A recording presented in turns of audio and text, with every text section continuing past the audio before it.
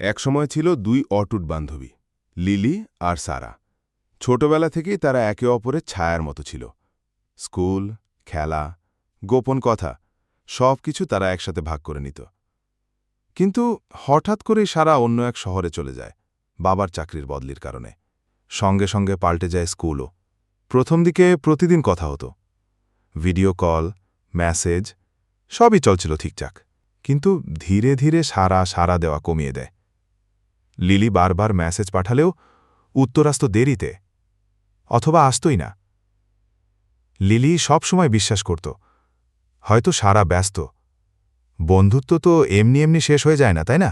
জন্মদিন এলো লিলির। 18 বছর পূর্ণ হল তার। সে অপেক্ষায় ছিল সারা তাকে চমকে দেবে।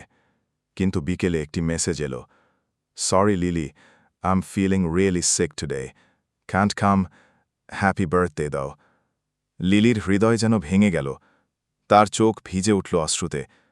ছোট ভাই তাকে জড়িয়ে ধরল, বোঝানোর চেষ্টা করল, দেখ আমি আছি তো, চড়ো কোথাও ঘুরতে যাই। ভাই তাকে একটি নতুন বারে নিয়ে গেল, একটু ব্যতিক্রমী জায়গা, যেখানে আগে সে কখনো যায়নি। কিন্তু যখন তারা বসার জন্য টেবিল খুঁজছিল, লিলি হঠাৎ দেখতে পেল বসে আছে সারা, দুই অপরিচিত মেয়ের সঙ্গে হাসতে হাসতে গল্প করছে। মুহূর্তেই ভেঙে পড়ল লিলি, আর এক মুহূর্তও থাকতে না পেরে দৌড়ে বেরিয়ে গেল বারের বাইরে। ভাই ছুটে এসে জড়িয়ে ধরল তাকে। আমি কি ভুল করেছিলাম? ঠিক বলেছ।